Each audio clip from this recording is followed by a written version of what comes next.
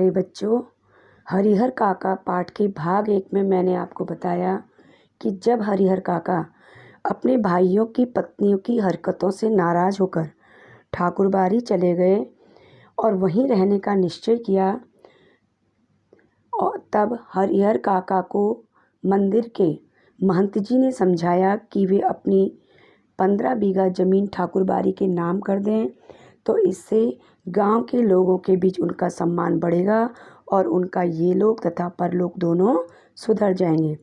तो बच्चों, आज हरिहर काका पाठ के भाग 2 में आगे की व्याख्या समझेंगे। जब हरिहर काका के भाइयों को उनके घर छोड़कर जाने का पता चला तो उन्होंने अपनी पत्नियों को खूब डांटा। उन्हें काका के हिस्से की 15 बीघा ज़मीन छिन जाने की चिंता सताने लगी।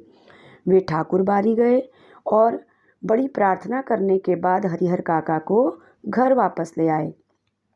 घर वापस आने के बाद हरिहर काका की खूब सेवा की गई। अब हरिहर काका का दिल भी पसीज चुका था और उन्होंने भी अपने भाइयों को माफ़ कर दिया। इस घटना की खबर पूरे गांव में फैल चुकी थी। लोग तरह तरह की बातें कर रहे थे।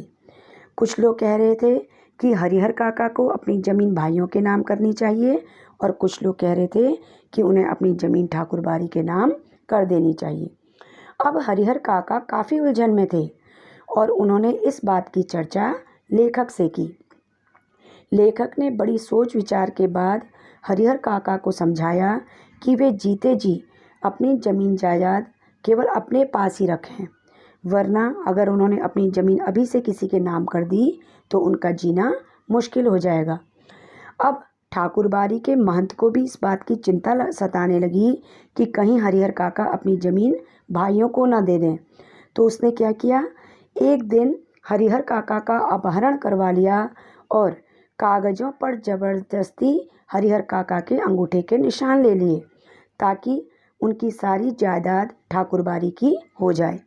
इसके बाद महंत ने उनके साथ मारपीट की।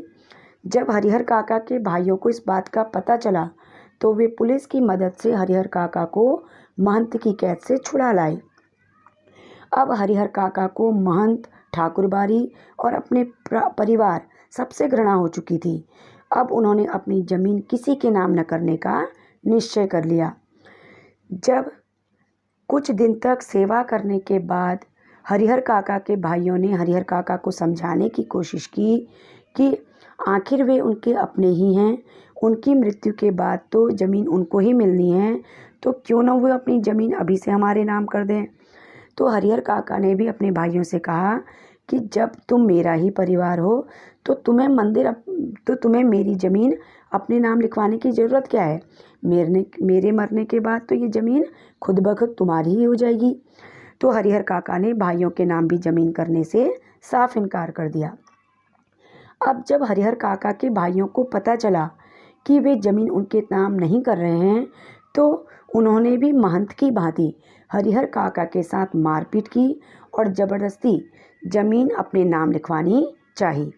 हरिहर काका की चीख पुकार सुनकर लोगों ने पुलिस को बुला लिया। अब पुलिस ने आकर हरिहर काका का बीच बचाव किया और वे हरिहर काका की सुरक्षा में तैनात हो गए। तो इस प्रकार हरिहर काका के संबंध में महंत और उनके भाइयों के किए गए दुर्व्यवहार की चर्चा गांव में चारों ओर हो रही थी। सभी लोग आपस में बात कर रहे थे, लेकिन इस घटना के बाद हरिहर काका एकदम खामोश हो गए थे। उन्होंने पुलिस की सुरक्षा में अपना जीवन यापन करना आरंभ कर दिया था। तो बच्चों, इस प्रकार मैंने आपको पाठ का संपूर्ण सार सरल शब्दों में समझा दिया है। आप वीडियो को ध्यान से देखें और पूछे गए प्रश्नों का उत्तर दें। धन्यवाद।